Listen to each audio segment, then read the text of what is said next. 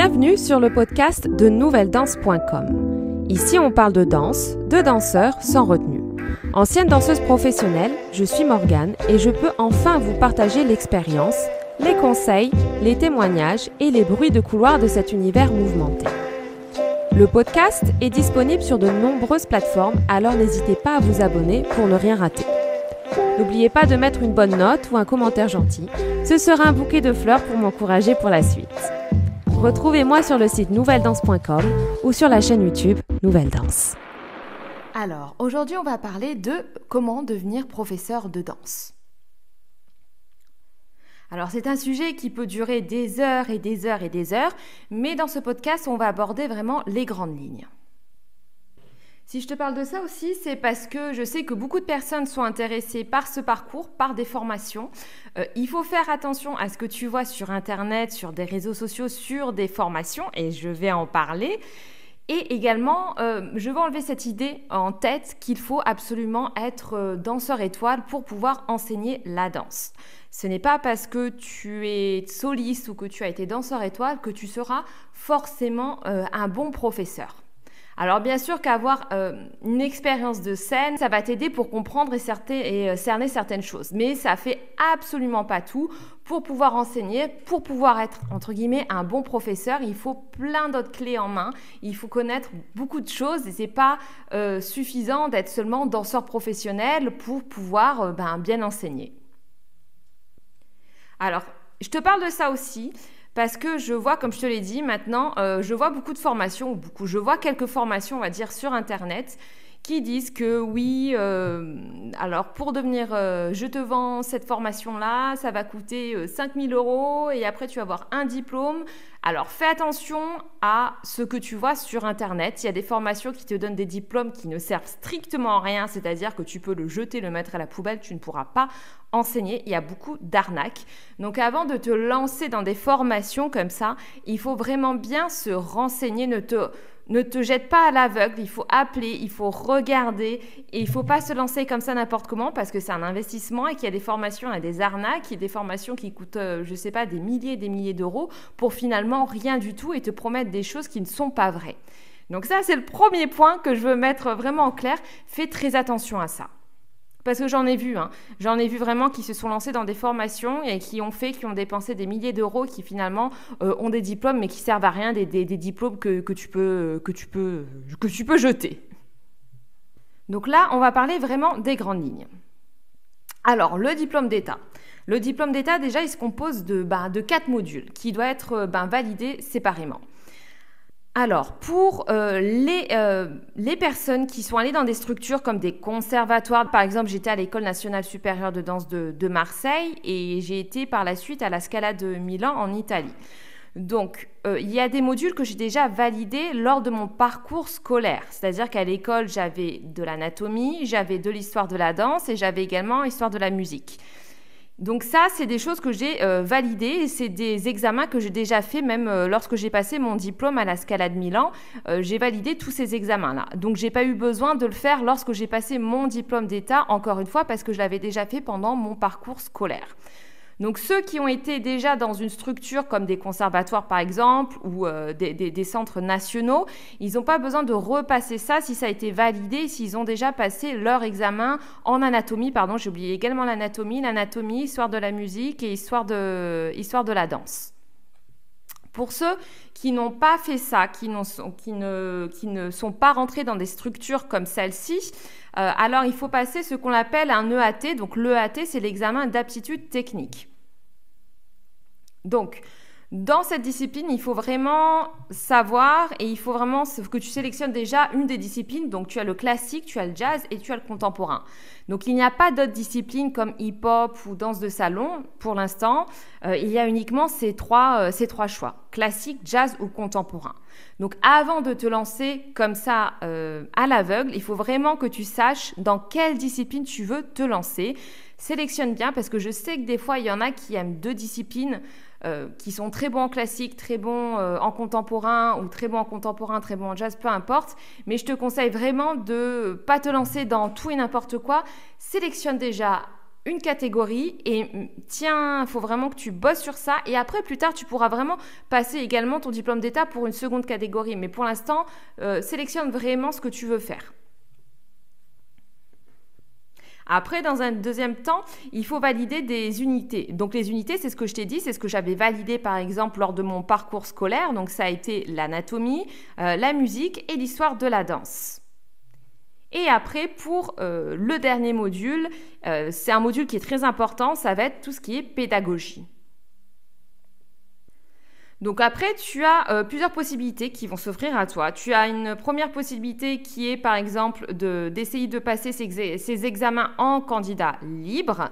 Je vais pas te mentir, c'est difficile, c'est possible. Il y en a qui réussissent. D'ailleurs, si c'est ton cas, que tu as passé ton diplôme d'État, enfin que tu as passé ton EAT diplôme d'État en candidat libre, je serais curieuse que tu mettes un commentaire et savoir comment ça s'est passé. Sinon, après, tu vas avoir des écoles qui sont agréées par le ministère de la Culture qui proposent justement ces formations et ces différents modules. Donc, ça peut être des écoles privées et également des écoles publiques. Alors, le problème aussi, certaines fois, ce que je peux voir, c'est-à-dire que si j'ai décidé de faire ce podcast également, c'est parce que j'ai eu des retours de certaines filles qui ont passé, par exemple, leur EAT et une le DE, qui ne l'ont pas eu et qui, malheureusement, ne savent pas pourquoi elles l'ont loupé. Et ça, c'est vrai que je trouve ça un petit peu dommage. C'est pour ça que je te conseille de rester jusqu'à la fin de ce podcast parce que c'est quelque chose qui me tient à cœur. C'est un projet que je suis en train de faire justement pour t'aider à avoir ce diplôme. Je ne vais pas te donner de diplôme, bien entendu, mais c'est plus un suivi que tu aurais avec moi. Je prendrai vraiment des petits groupes pour justement t'aider pendant plusieurs mois et travailler justement ce qui ne va pas, entre guillemets, et vraiment aller en profondeur. Je serai aussi en partenariat avec une ostéopathe qui pourra t'aider dans tout ce qui est anatomie. Comme je t'ai dit, il y a le centre pour les danseurs professionnels qui ont déjà validé certaines unités. Il y a le Centre national de danse de Lyon, mais il me semble que ça c'est pour les contemporains, pour l'option contemporain si je ne me trompe pas. Et il y a celui de Pantin, c'est là où je suis allée du coup. En fait, tu peux accéder directement à cette formation, mais un petit peu en accéléré parce que tu as déjà validé. Du coup, c'est un peu plus en accéléré et c'est à Lyon et à Pantin. Donc ça, c'est différent.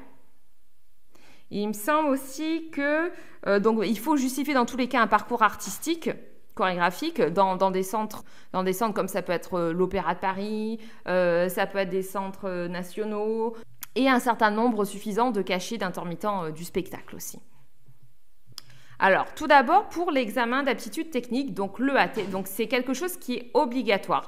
Si tu ne valides pas cette épreuve, tu ne pourras pas, continuer, tu ne pourras pas aller plus loin.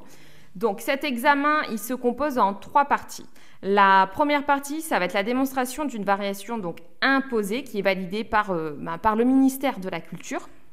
La deuxième partie, ça va être que tu vas devoir présenter une variation libre. Donc c'est une chorégraphie, donc tu es l'auteur, donc c'est totalement libre. Donc tu choisis la musique, les pas, le thème par exemple. Et après, la troisième partie, ça serait un entretien. Et après ça, tu recevras une réponse positive ou négative en fonction de comment s'est passé déjà ton EAT, tes examens. Après, une fois que tu as ça, du coup, tu peux présenter la formation pour le diplôme d'État. Donc en général, c'est une formation qui se fait sur 2 ans pour les personnes qui n'ont pas intégré, comme je t'ai dit, des écoles par exemple comme conservatoire ou quoi que ce soit, ou qui n'ont pas été danseurs professionnels. Donc ça se fait en général sur 2 ans. La première année sert à valider les unités dont j'avais parlé, donc l'anatomie physiologie, la musique et l'histoire de la danse. Et par contre, dans la deuxième année, tu vas vraiment préparer tout ce qui est pédagogie. Donc la pédagogie, pour moi, je préfère un petit peu plus quand même. Et après, une fois que tu as fini ta première année, tu as bien sûr déjà une épreuve qui se passe à l'oral. Lors de ta deuxième année, je sais que la première année n'est pas facile, mais la deuxième année, donc ça va être beaucoup plus sur la pédagogie.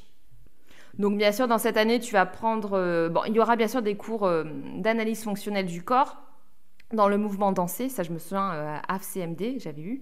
Il y aura des cours de pédagogie pour apprendre à transmettre, à savoir comment ça se passe pendant les cours, tout simplement, une transmission pour aussi savoir parler, communiquer, doser les informations, savoir s'expliquer.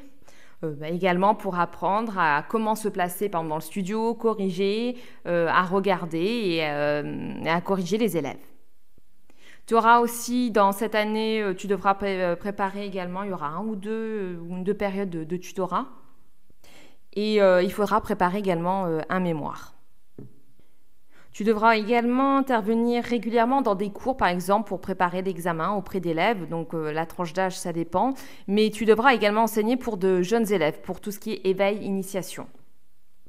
Je sais qu'il y en a qui... Enfin, moi, je me souviens dans l'année où j'avais passé, il y en avait beaucoup qui voulaient pas enseigner aux enfants. Mais par contre, c'est un passage qui est obligatoire.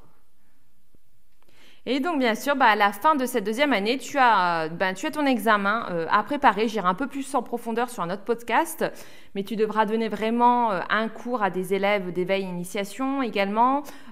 En général, tu connais vraiment le niveau, tu ne le connais pas 10 000 ans en avance, mais en général, on te le donne 30 minutes, 45 minutes avant de passer ton examen. Tu auras également un musicien pour t'accompagner. Pour que toi, tu expliques par exemple le rythme que tu veux, l'instrument ou quoi que ce soit. Et tu devras bien sûr préparer ton cours, un cours qui se déroule, il me semble, sur 30 minutes. Donc, il faut vraiment que tu prépares ton échauffement, où est-ce que tu veux diriger ton cours et aussi également la fin de ton cours. Donc, il faut vraiment que ton cours soit bien structuré. Donc, c'est pour ça que c'est toujours bien quand même d'avoir un thème et un objectif bien précis pour ton cours, pour tes élèves. Et après, tu finiras avec un entretien avec le jury. Mais après, je sais qu'il y en avait qui me disaient qu'ils n'avaient pas tous eu un entretien. Je ne sais plus si c'était pour l'EAT ou pour le DE, mais pas tout le monde avait eu un entretien non plus. Donc, il faut toujours bien préparer, que tu prépares même des questions tout seul, parce qu'ils ils risquent de te poser des demandes. Donc, même prépare-toi chez toi. Sur une feuille, sur un papier, tu notes les questions que le jury pourrait te poser parce qu'il faut t'attendre un petit peu à tout. On peut te poser un petit peu de tout. Donc, c'est vrai qu'il faut assez rebondir assez vite. Il faut s'adapter rapidement aux questions. Donc, tu peux voir que c'est un parcours qui est assez long. Bon, j'ai expliqué. Je ne suis pas allée dans tous les détails. Sinon, comme je t'ai dit, ça prendrait des heures et des heures pour en parler. Donc, c'est un parcours qui dure donc avec l'EAT de diplôme d'État qui serait sur 3 années.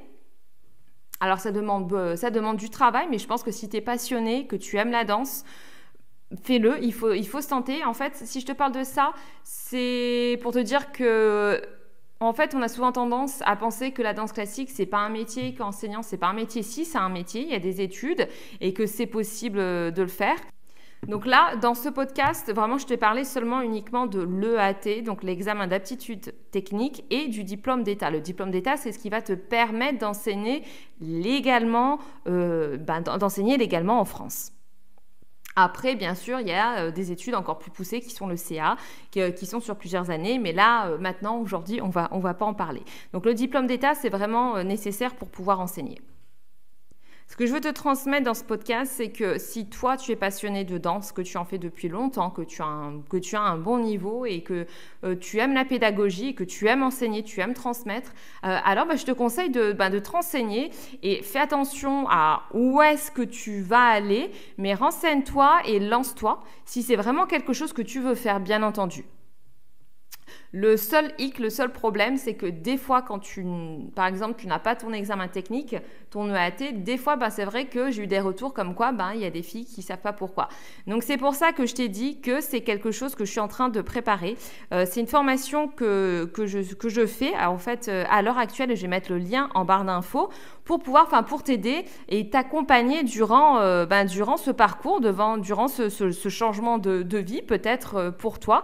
Parce que je sais que des fois, on n'a pas les réponses à tout et des fois, quand on fait certaines formations, on est aidé dans le studio de danse, dans les locaux, et dès qu'on sort des locaux, on est un peu lâché dans la nature et on n'est pas vraiment suivi. Et c'est vrai que c'est un suivi que je veux faire, en fait, que je veux partager avec des petits groupes et que justement, je veux essayer de comprendre pourquoi tu n'as pas réussi ou qu'est-ce qui ne va pas, ou au contraire, qu'est-ce qu'il faut travailler, quels sont tes points forts, qu'est-ce qu'il faut faire. Et je veux me mettre du coup avec une ostéopathe, une amie, une collègue qui est une ancienne danseuse également. qui va t'aider également en anatomie, par exemple, si tu en as besoin. Donc, dans tous les cas, je mettrai une petite page de présentation et tu peux me contacter si tu es vraiment intéressé et que tu veux te lancer là-dedans. Et ben, tu peux me contacter et puis voilà. Donc, j'espère que toutes ces informations ont été utiles pour toi.